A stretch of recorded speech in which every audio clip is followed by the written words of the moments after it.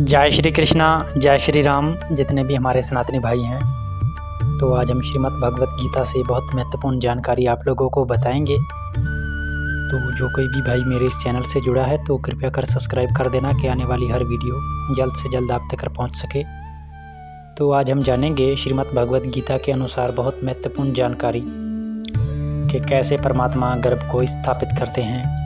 हम तो कहते हैं कि स्त्री पुरुष के मिलाप से हमारी उत्पत्ति होती है, माने हमारा जन्म होता है। और जो आत्मा है सो परमात्मा है। तो आत्मा कैसे परमात्मा स्थित करते हैं, यानी स्थापित करते हैं हमारे शरीर में, तो जिनसे हमारा जन्म होता है। आज हम जानेंगे श्रीमद् भगवत गीता के अनुसार।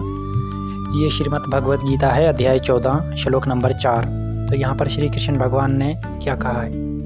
भावार्थ, हे अर्जुन, नाना प्रकार की योनियों में जितनी मूर्तियाँ अर्थात शरीरधारी प्राणी उत्पन्न होते हैं, प्रकृति तो उनको गर्भ धारण करने वाली माता है और मैं बीज को स्थापित करने वाला पिता हूँ। तो यहाँ पर श्री कृष्ण भगवान जी ने स्पष्ट कर दिया है। तो हम सब सनातनी भाइयों को ऐसी महत्वपूर्ण जानकारी का पता होना चाहिए कि श्री कृष्ण भगवान ने श्रीमद् भगवत गीता में कितनी महत्वपूर्ण बात कही है।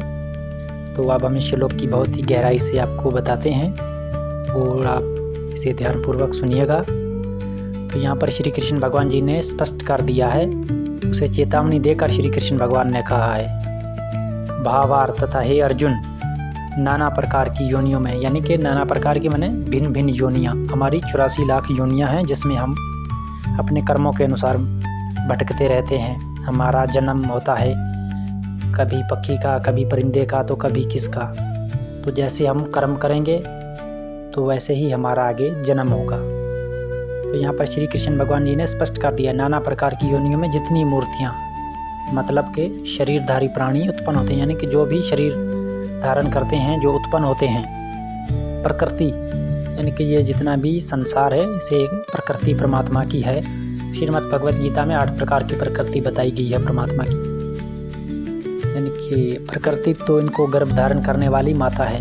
माने जो प्रकृति है वो तो सिर्फ हमें गर्भ धारण करने वाली माता है, यानी कि प्रकृति के द्वारा हमारा सिर्फ जन्म होता है, परंतु बीज को स्थापित करने वाला और पिता मैं हूँ।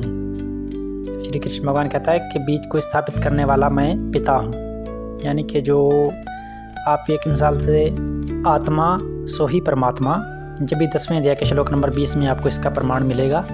आत्मा सो ही परमात्मा है, यानी कि आत्मा जो है परमात्मा का अंश है। परमात्मा संपूर्ण है, आत्मा परमात्मा का अंश है। तो ऐसी महत्वपूर्ण जानकारी सब सनातनी भाइयों को अवश्य ही पता होनी चाहिए और हम अपने धर्म को, सनातन धर्म को जानें, क्योंकि जो हमारी उत्पत्ति होती है वो परमात्मा के कारण होती है। किसी स्त्री पुरुष के मिलाप से सिर्फ हमारा ये शरीर बनता है 5 तत्वों का, जैसे अग्नि, वायु और पृथ्वी, जल, आकाश, ये 5 तत्व हैं। इन 5 तत्वों से हमारा ये स्थूल शरीर बना है। तो हमारे शरीर भी 3 होते हैं। तो खैर आज के लिए इतना ही सही। और जो कोई भी भाई मेरे इस चैनल से जुड़े हैं तो अपनी ऐसी महत्वपूर्ण जानकारी जो अपने भाई दोस्तों के पास शेयर कर देना। बाकी सब सनातनी भाइयों को राधे राधे, जय श्री कृष्णा। हरे कृष्ण कृष्ण कृष्ण हरे हरे, हरे राम राम राम हरे हरे।